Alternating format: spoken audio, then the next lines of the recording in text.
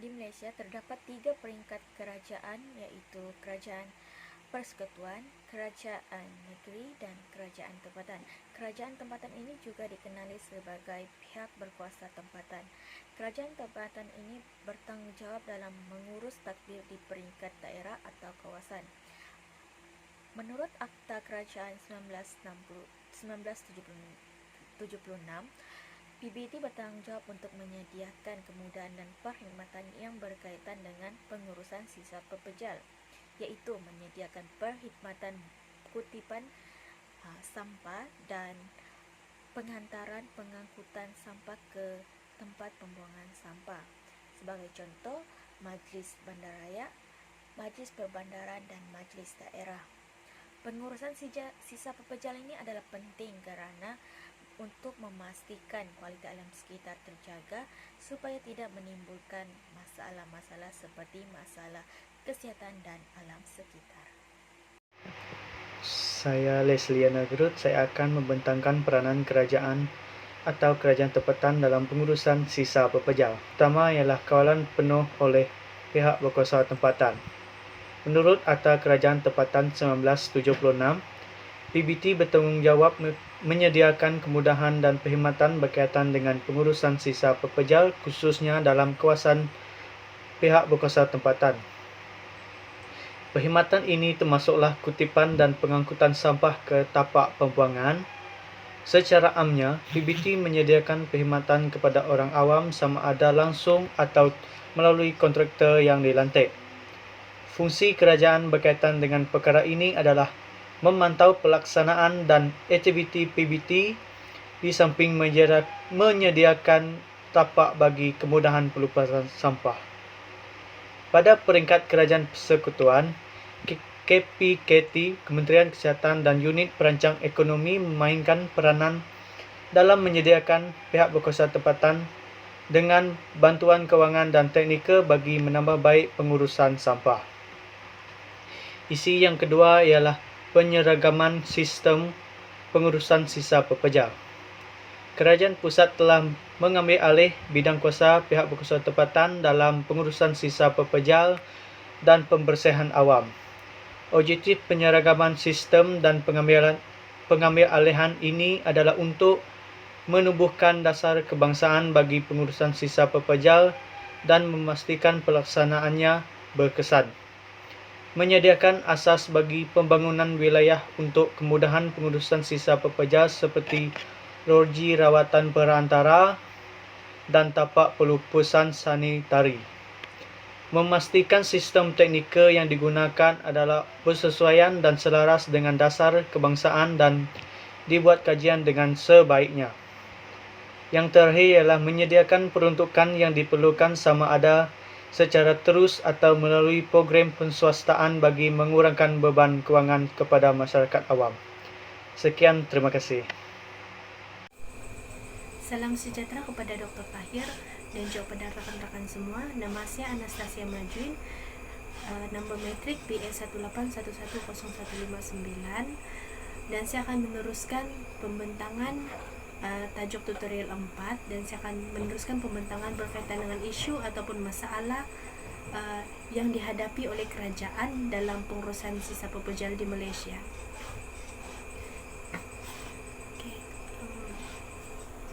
Isu pertama yang dihadapi oleh kerajaan dalam mengurus sisa pepejal di Malaysia adalah berkaitan dengan pertambahan sampah di Malaysia.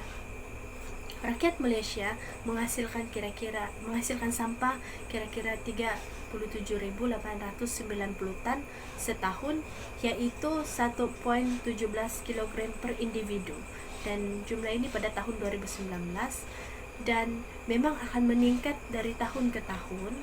Kalau di Sabah, Tawau, tapak pelupusan sampah di Tawau berkapasiti 250 tan sehari, dan di Beaufort pula dia mengambil kira keperluan pengurusan sisa pepejal untuk 4 kawasan, yaitu di Beaufort sendiri, Sipitang, Menumbok dan juga Papar. Jika berlakunya pertambahan sampah di Malaysia di semua tempat, tapak-tapak pelepasan sampah ini tidak akan dapat menampung jumlah sampah yang begitu banyak, dan ini akan menimbulkan satu masalah kepada kerajaan, di mana kerajaan terpaksa mengeluarkan kos, mengeluarkan duit untuk membuka tapak-tapak pelepasan sampah yang baru, ataupun menaik taraf ataupun meluaskan lagi tapak pelepasan sampah yang sedia ada di Malaysia. Okey.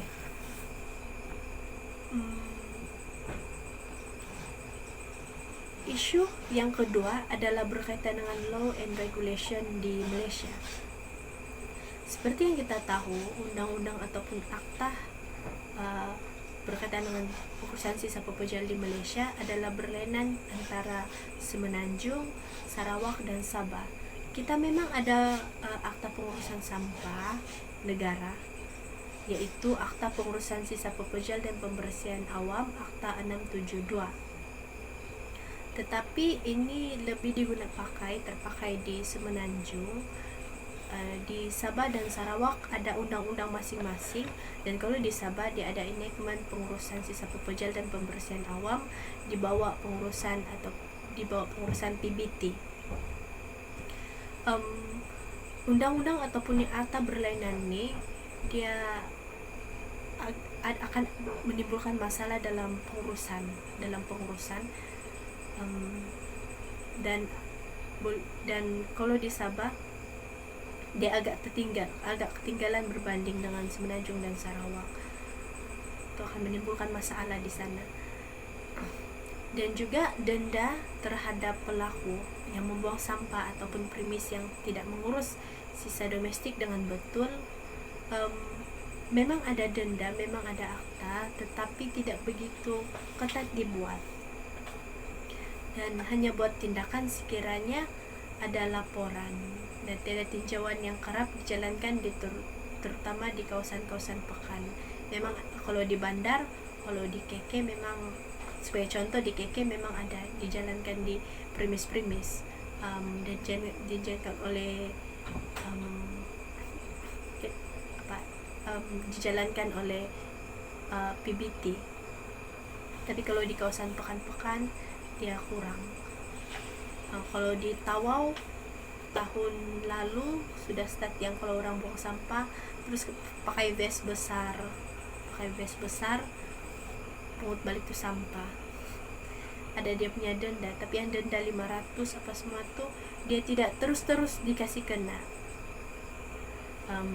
Dan juga larangan penggunaan plastik sekali guna dan penyedut awam di premis-premis awam memang sudah ada, tapi tidak pakai di semua tempat, dan tidak begitu lagi ketat, terutama sekali di Sabah. Ini sudah dicakap oleh kerajaan tahun lalu, tapi masih juga banyak penggunaan plastik di premis-premis awam. Kalau di Sarawak di Miri no single use plastik sudah, dan ini adalah satu contoh yang baiklah untuk diikut oleh negeri lain. Masalah yang ketiga yang dihadapi oleh kerajaan dalam pengurusan sisa pepejal adalah berkaitan dengan masalah kos. Semakin hari sampah di Malaysia semakin bertambah, sebab penduduk pun bertambah, keperluan pun bertambah, dan ini akan menyebabkan kos untuk mengurus sampah ataupun sisa pepejal semakin meningkat. Sebagai contoh, kerajaan menghadapi masalah dalam pembukaan tapak pelepasan sampah yang baru, lepas tu dalam untuk gaji pekerja gitu. Sebenarnya peruntukan untuk pengurusan sisa pepejal memang sudah ada. Kalau di Sabah tahun lalu peruntukan untuk 3 daerah di Sabah sahaja adalah berjumlah 130 juta, yaitu untuk peruntukan tapak pelepasan sampah di Kayu Madang 40 juta, di Beaufort dan Tawau masing-masing melibatkan kos 45 juta. Tapi still ada masalah, berlaku masalah kos untuk kerajaan. Dan yang keempat, masalah ataupun isu yang dihadapi oleh kerajaan adalah berkaitan dengan community support. Community ini adalah kitalah masyarakat Malaysia, di mana community masih ada segelintir community yang mengambil mudah terhadap pengurusan sampah, yang memang tahu berkaitan dengan pengurusan sampah, tapi kesadaran itu masih kurang. Sebagai contoh, tabiat membuang sampah di sungai masih lagi menjadi satu kebiasaan, terutama masyarakat yang tinggal di pedalaman, di kawasan setinggan, pinggir bandar. Kita ambil contoh, sebagai contoh di Kampung Numbak Keke di sebelah UMS saja tuh. Kalau pergi sana, bawah kulung ataupun di bawah rumah tuh plastik sahaja, sampah sahaja. Kalau kawasan-kawasan setinggan lain pun begitu. Kalau di kawasan kampung, kalau orang yang tinggal di bukit tuh, di bukit itu sampah kena buang di bawah bukit, selalu begitu. Kalau tidak pun kalau jalan, kalau di siring-siring jalan tuh kan orang buang sampah. Dan juga kesadaran terhadap 3R, berkaitan dengan konsep 3R masih juga lemah. Memang sudah kerajaan sudah coba untuk aplikasikan 3R ini, di mana mereka menyediakan tong sampah mengikut label-label, tapi masih juga ada yang kurang kesadaran ataupun tidak mengaplikasi konsep 3R ini. Kita tengok saja di UMS, 3R itu memang ada, tapi tidak semua pelajar yang ada kesadaran tentang 3R tuh. Kadang-kadang itu tong sampah yang khas untuk kertas saja pun ada juga plastik, ada juga macam-macam kena buang. Dan juga community sendiri tidak mau terlibat dengan aktiviti berkaitan dengan pengurusan sampah, karena mungkin ada yang berpendapat, apa juga saya dapat, sebagai contoh.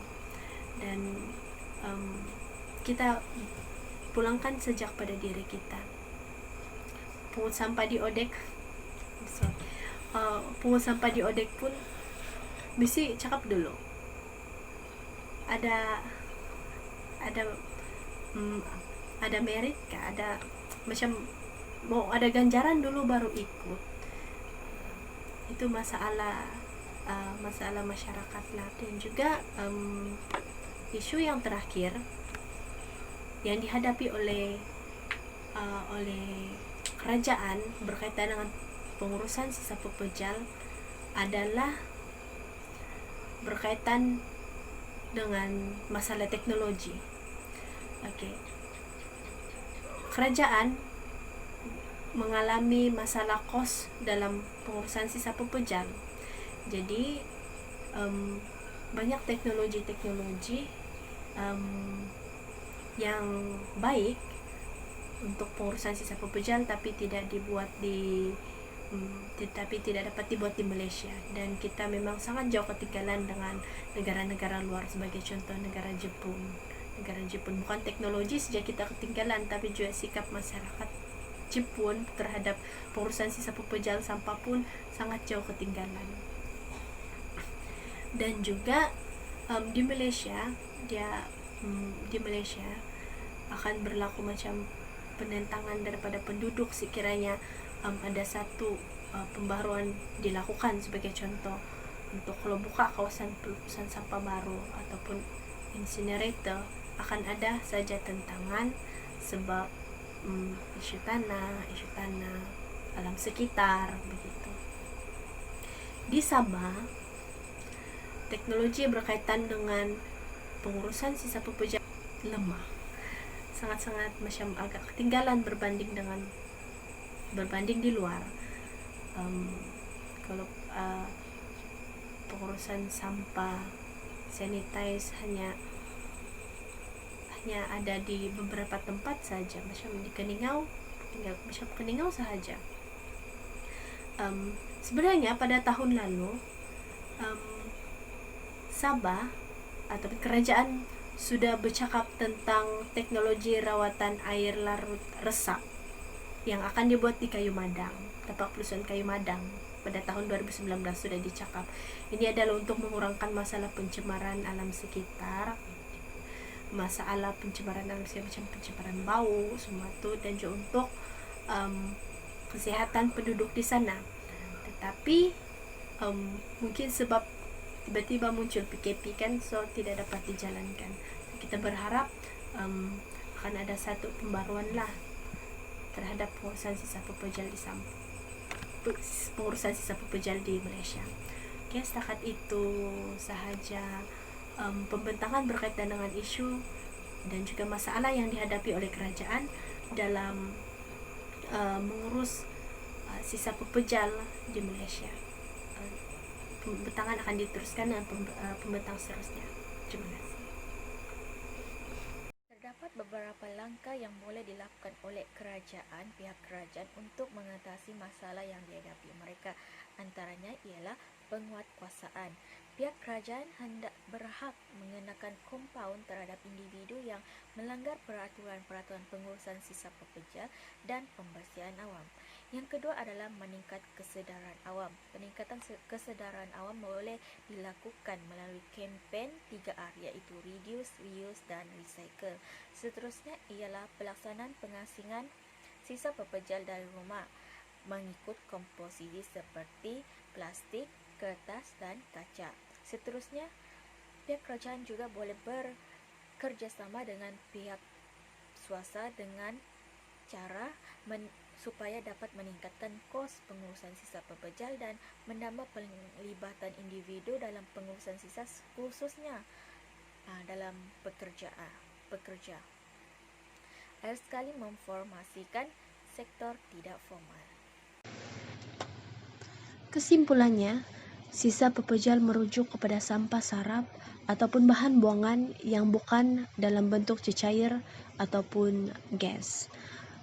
Peranan kerajaan dalam pengurusan sisa pepejal di Malaysia adalah berperanan dalam kawalan penuh PBT dan juga berperanan dalam penyeragaman sistem pengurusan sisa pepejal di Malaysia. Walau bagaimanapun, terdapat isu dan masalah yang dihadapi oleh kerajaan dalam mengurus sisa pepejal di Malaysia, yaitu berkaitan dengan isu berlakunya pertambahan sampah di Malaysia, isu berkaitan dengan law and regulation di Malaysia, isu berkaitan dengan masalah kos, isu berkaitan dengan community support, dan juga masalah teknologi pengurusan sisa pepejal di Malaysia. Namun begitu, terdapat langkah-langkah untuk mengatasi isu dan masalah ini, yaitu melalui penguatkuasaan undang-undang sedia ada, meningkatkan kesedaran awam melalui pendidikan dan sebagainya, pelaksanaan pengasingan sisa pepejal dari rumah mengikut komposisi plastik, kertas, dan kaca, bekerjasama dengan sektor swasta, dan juga melakukan dasar penswastaan. Setakat itu pembentangan daripada kumpulan kami. Terima kasih karena telah menonton video ini, dan stay safe and be strong everyone. Thank you.